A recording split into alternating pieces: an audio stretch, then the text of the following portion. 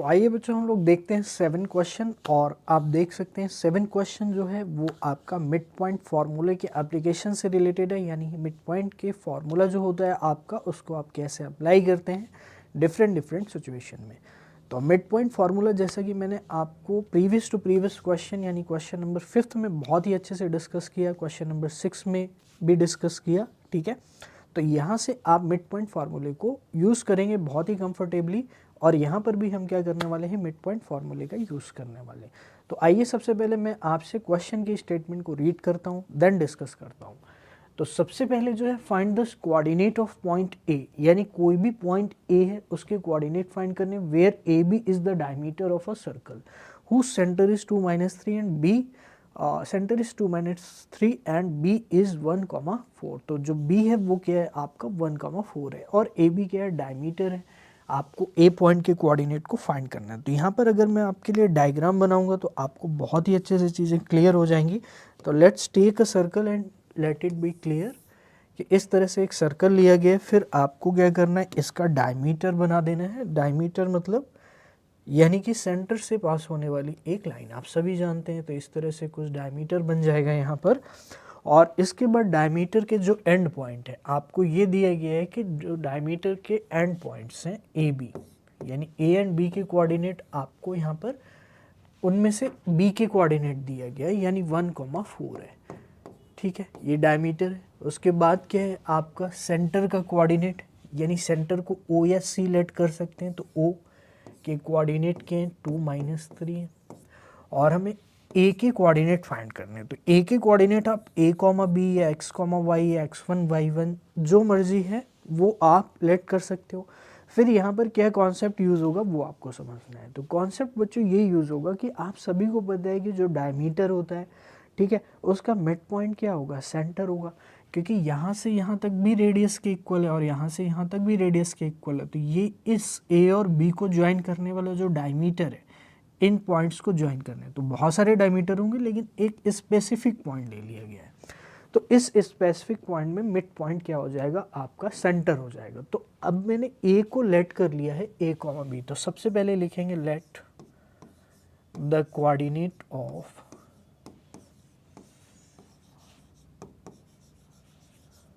coordinates of point A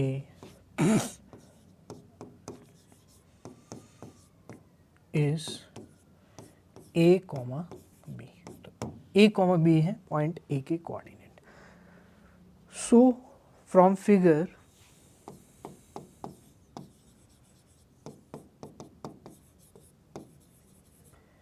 we can say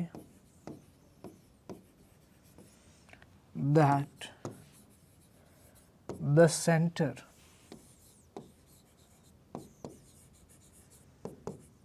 O will be the midpoint of the A and B.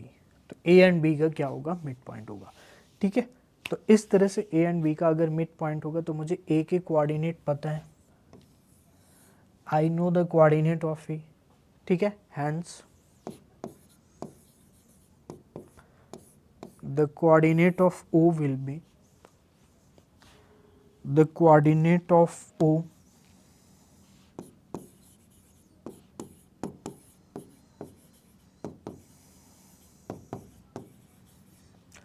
coordinate of center O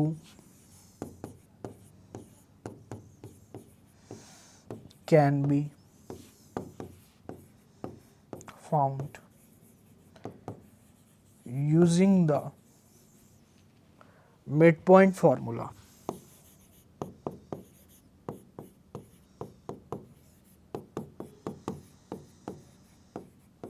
तो बच्चों mid point formula होता क्या है, सबसे पहले ये चीज़ पता होनी चाहिए कि mid point formula x1 + x2/2 and y1 + y2/2। तो ये मेरा x1 है। अब आपको यहाँ पे केयरफुल रहना पड़ेगा। तो इस तरह से कुछ आपको लेट कर लेना है कि दिस इज x1, ये y1 है, ये x2 है, और ये क्या है y2 है।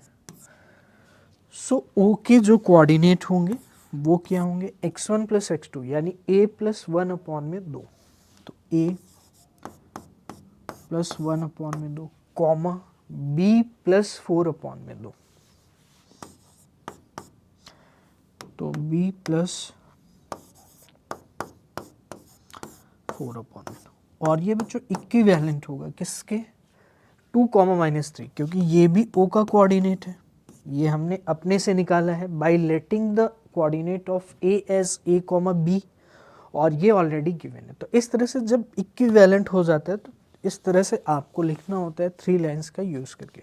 तो ये दोनों सेम चीज़ें हैं, और दो कोऑर्डिनेट सेम पॉइंट के तभी इक्वल हो सकते हैं जब उनका x कोऑर्डिनेट x के इक्वल हो और y कोऑर्डिनेट y के इक्वल हो। यानी हेंस एक बार इतना नोट कर लीजिए, फिर हम लोग आगे चलते हैं। तो once you note it down then we will solve it further. तो लेट्स इरेज, आप पॉज कर लीजिएगा। तो बेसिकली मुझे करना क्या है, अब मुझे x कोऑर्डिनेट को x से कंपेयर करना है और y कोऑर्डिनेट को किससे कंपेयर करना है, y से कंपेयर कर देना है। तो इस तरह से सिंपल से ये हो जाएगा आपका कंप्लीट। तो बाय कंपेयरिंग या बाय इक्वेटिंग, आप कुछ भी लिख सकते हैं, comparing the x and y coordinate, x and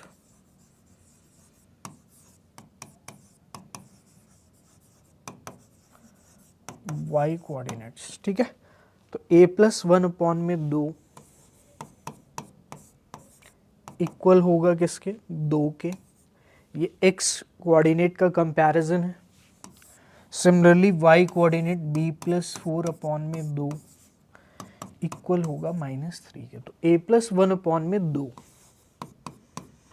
यानी a प्लस 1 क्या होगा, 4, तो 4 माइनस 1 यानी a कितना आ जाएगा, 3 आ जाएगा।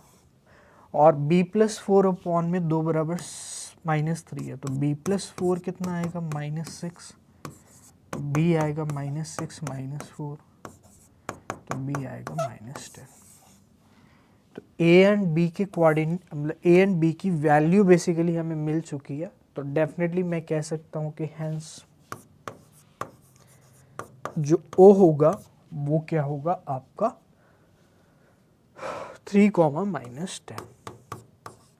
तो यही आपका क्या हो जाएगा, फाइनल आंसर हो जाएगा। तो इसमें कोई भी आपको दिक्कत नहीं होनी चाहिए, ठीक है स्टूडेंट्स। तो this is your final answer, hence O के कोऑर्डिनेट हमने फाइंड कर लिए। तो इस तरह से मिड पॉइंट जो फार्मूला है उसका एप्लीकेशन आपको करना होता है डिफरेंट क्वेश्चन में। क्वेश्चन में क्या सिचुएशन दी होगी उसके अकॉर्डिंग हम डिसाइड कर पाएंगे कि यहाँ पर कौन से फार्मूला यूज़ होगा। सेक्शन फार्मूला का ही एक टाइप होता है मिड पॉइंट फार्मूला, ठीक है। तो ये आप नोट कर सकते हैं या फिर इसका स्क्रीनशॉट ले सकते हैं। तो we have completed question number 7। तो स्टूडेंट्स हमने क्वेश्चन नंबर 7 कंप्लीट कर लिया। आइए देखते हैं क्वेश्चन नंबर 8 को और स्टेटमेंट को देखते हैं यहाँ पर क्या स्टेटमेंट कह रही है। तो स्टेटमेंट बच्चों ये सबसे पहले रीड करते हैं। If a and b are -2, -2। तो क्वेश्चन की स्टेटमेंट है कि a एंड b हैं 2 पॉइंट और उसके कोऑर्डिनेट गिवन है। तो आप देख सकते हो यहाँ पर a पॉइंट है एक, तो a पॉइंट के कोऑर्डिनेट ये हैं और b के ये हैं respectively. Find the coordinate of p such that AP equals to 3/7।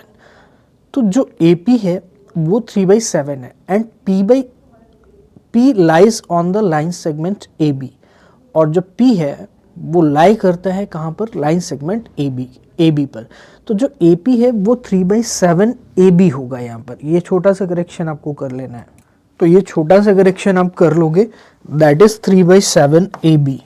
तो मैं यहाँ पर लिख देता हूँ, आप इसको देख लेना। जो AP होगा यहाँ पर वो है बच्चों 3/7 AB, क्योंकि यहाँ पर आपको कहीं ना कहीं अगर इस तरह से पूछा गया कि P lies on the line segment AB, तो P अगर लाइन सेगमेंट AB पर लाई करता है तो इसका इनडायरेक्ट मीनिंग ये हुआ कि P जो है वो AB को किसी ना किसी रेशियो में डिवाइड कर रहा होगा, और अगर डिवाइड कर रहा होगा तो फिर यहाँ पर कहीं ना कहीं हमें सेक्शन फार्मूले का यूज़ करना पड़ेगा।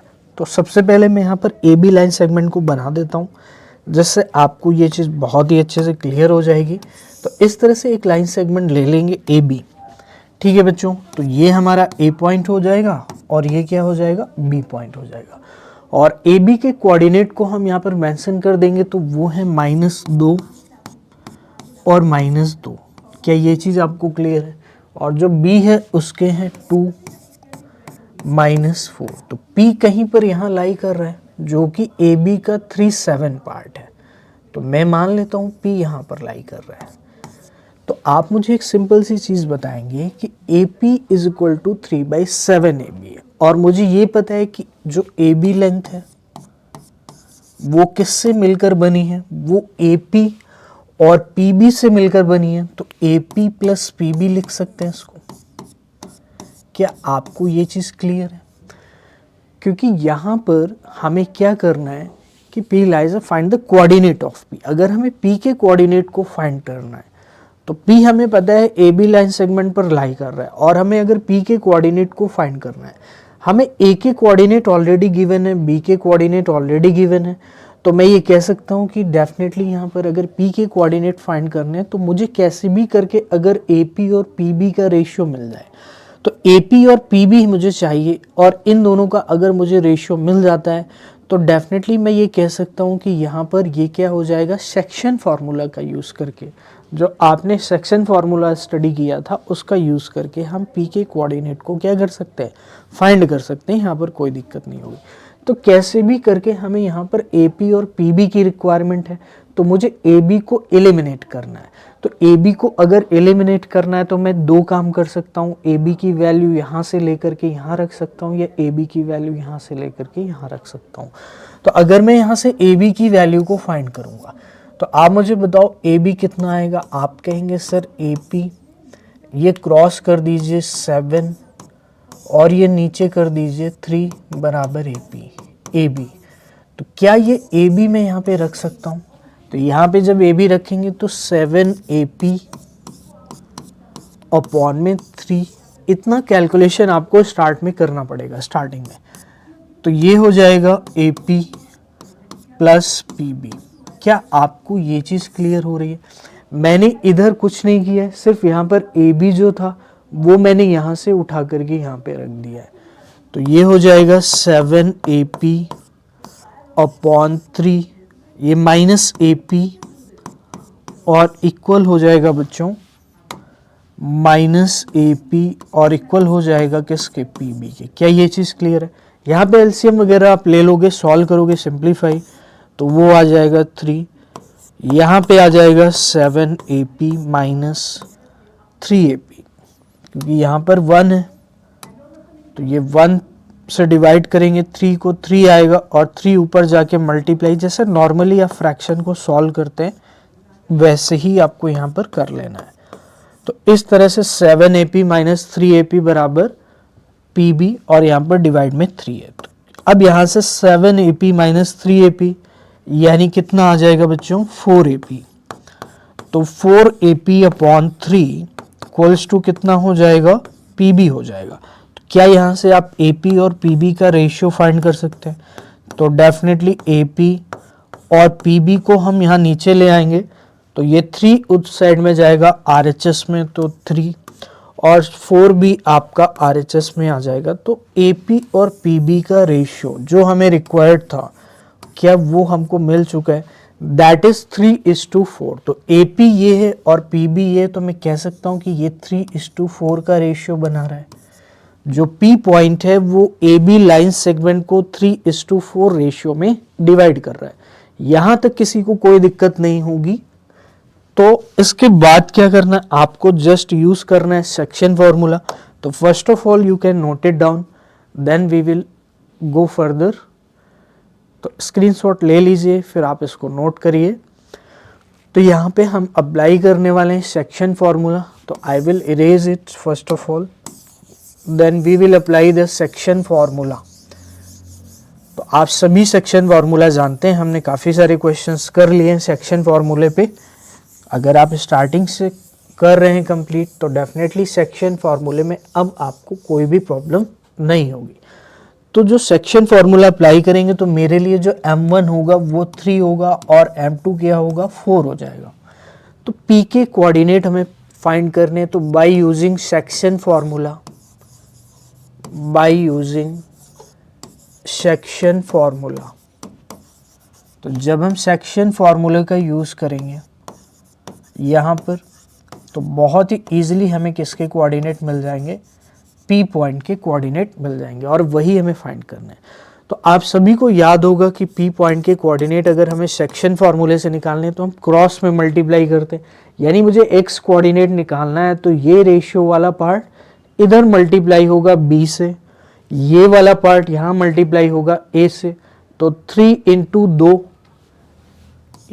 इंटू 2 यानी m1 into x2 plus m2 हमारा 4 है और x1 माइनस 2 है, तो m2 इंटू x1 यानी 4 इंटू माइनस 2 अपॉन में रेशियो का सम यानी 3 प्लस 4, तो ये तो पूरा मेरा हो जाएगा x कोऑर्डिनेट। और y कोऑर्डिनेट के लिए जगह नहीं है तो नीचे लिखेंगे y कोऑर्डिनेट। y कोऑर्डिनेट क्या होगा, m1 इंटू y2 यानी m1 3 है और y2 माइनस 4 है, तो 3 into minus 4 plus m2 y1, m2 4 है, y1 माइनस 2 है, तो 4 इंटू माइनस 2, ये हमारा न्यूमरेटर हो जाएगा।